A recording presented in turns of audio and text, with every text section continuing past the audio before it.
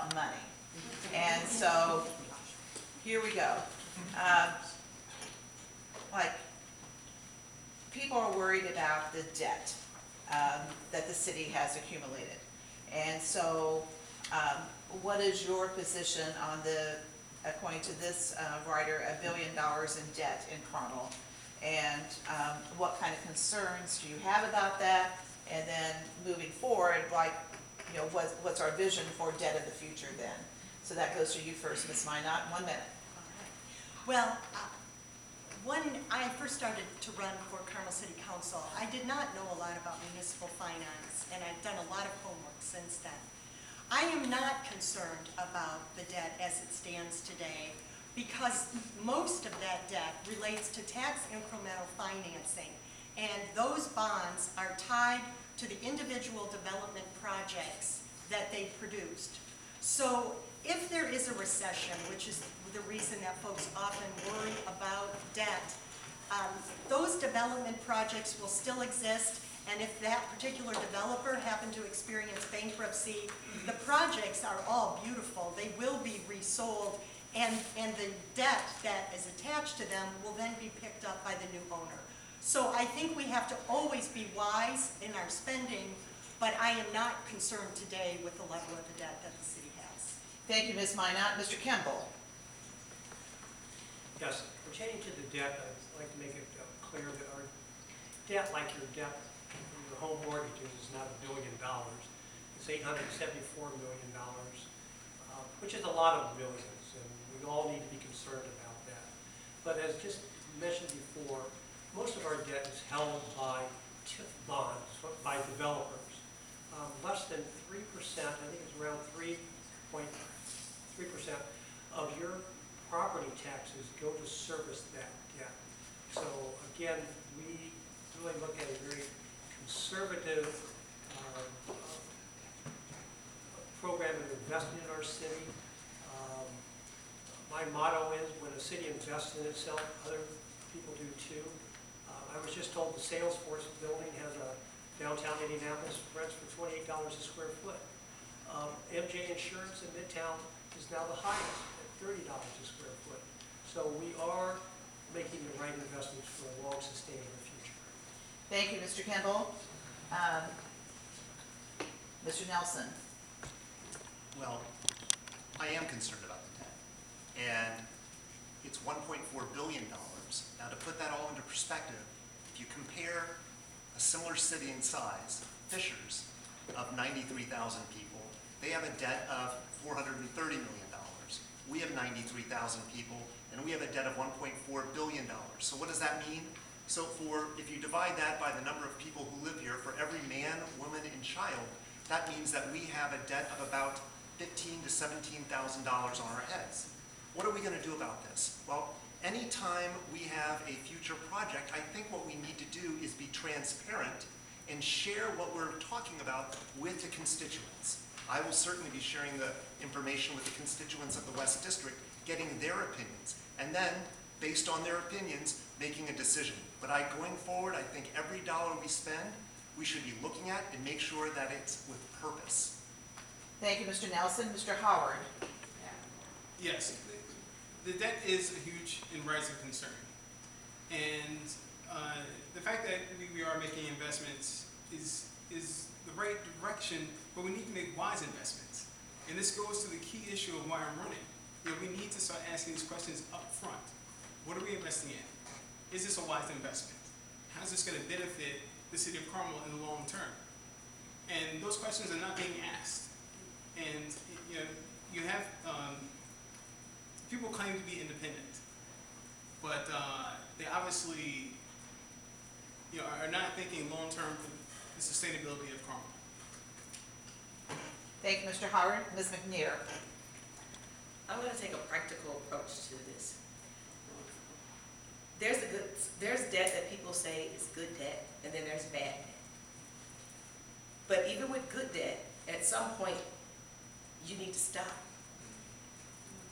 And so what I'm saying for Carmel leadership is for us to, just as the others have said, put a halt to the amount of debt that we are allowing to incur. We need to start digging our way out of it. We need to stop developing so fast and so rapidly and take a slow approach to see where our dollars are going, how we're spending them, who we're allowing to have tax abatements that also encompasses us to incur debt, and make a wise decision to dig our way out of it. Thank you, Ms. McNear. We're not done with the money yet, so stay tuned here, more questions to come. So let's talk about the spending. Several of you kind of alluded to that. There's a questioner who wants to know like whether tax money should be used to support not-for-profits such as the Carmel City Symphony, the Actors Theater, etc. So like, you know, priorities that you would put, you know, should tax dollars go for those types of entities? And then there was also a couple of questioners have asked about Hotel Carmichael. So if you want to weigh in on that. So the question is, and it will be going to Ms. McNear first, should tax dollars be used to support not-for-profits such as the Symphony and Actors Theater, and then kind of weighing in on priorities with the Hotel Carmichael? I do believe that a portion of our tax dollars should go to nonprofits for purposes such as the arts and entertainment, because that's part of our community. It helps us as a community to feel like we're part of it. We have a buy-in in the community. There are pots when you budget that we should have monies put into. And I agree that yes, some money should go in there, but not an amount that's disproportionate to our daily living expenses, to other nonprofits such as shelters and other nonprofits that really help the community and the people in the community enhance their lives and have better lives. This is part of enhancing our life. It makes us, our community a whole, and yes, absolutely should. The Carmichael, I've seen it, the signs of it, it's wonderful. Do we need it? Possibly, not in the locations that it's in, and if our dollars are going to that, how are we gonna invest in that? It needs to be wise. Thank you, Ms. McNear. Mr. Nelson? Well, I love the arts, and I'm a big supporter of the arts. And I do think that a city with a high quality of life, such as Carmel, needs to invest in these types of arts and not-for-profits. I enjoy going to them. I haven't been able to take part in everything, but that's my choice. I hope the rest of you get to enjoy these things. My concern, though, is with the Hotel Carmichael. I feel that, you know, unfortunately, asking a candidate about Hotel Carmichael is difficult because the cow has already left the barn on this one. If I come out against it, there's really nothing I can do about that. I hope it turns out beautifully, and I hope that it's always full. That's what I hope for the city, and I will work my tail off to make sure that every weekend it's full with people coming to our beautiful city. Thank you, Mr. Nelson. Up next is Mr. Kimball. Yes. Really what it comes down to philosophy. Carmel has really a completely different philosophy than most cities. We do not give huge tax abatements to corporations. The corporations that are using TIF are paying their full tax rate and investing in public infrastructure. But what we do invest in quality of life. Investing in quality of life brings residents to Carmel, continually bringing them to Carmel. When I was graduating from college, I was transferred across the country. You went where they told you to. Today, the knowledge workers pick a place they want to live and companies follow.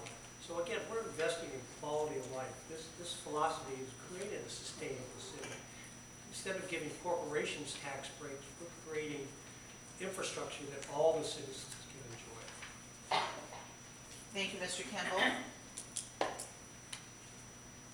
Ms. MInott? Carmel is a great place to live because it offers a place to have a great home, a place to work, and a place to play. And so I do strongly support the partnership that the city has with the arts organizations, because providing these arts is a way to enrich and enhance our lives. And it's not uncommon. Over the course of my career, I have served on not-for-profits of various arts agencies, and it is actually quite typical for cities to support them because it is so important to the vibrancy of the city. With respect to the Hotel Carmichael, I agree that as a candidate, you're in a tough spot. I'm excited to watch this coming up out of the ground, but I have to say I'm personally skeptical that we can fill it. However, I'm confident that the people who did their homework did it well, and I want it to be successful because it is a reflection of Carmel. Thank you, Ms. MInott. Mr. Howard? Yes, I strongly support the arts and nonprofit organizations that will ultimately benefit every citizen in Carmel. Now, as far as the Hotel Carmichael, this type of project is again why I'm running. I have canvassed and knocked on doors in my district, and we need to take care of our immediate neighborhoods and community first before we put money into large-scale investments that we don't know if it's going to benefit or not. Now, I am all about supporting the success of the hotel because it's now being built. But what I have heard from thousands of my constituents is that we need to take care of infrastructure, maintenance, and public safety in all our neighborhoods first. Thank you, Mr. Howard. Our next question will first be going to Mr. Nelson. And I'm going to get off the money for a while because I just am. And so we'll mix it up again. Maybe we'll go to money later. I'm going to ask you like a completely open-ended question. If you're elected to the council, what's the biggest challenge that you're going to face and how you're going to deal with it? And that goes to you first, Mr. Nelson. Thank you. You're welcome. I think transparency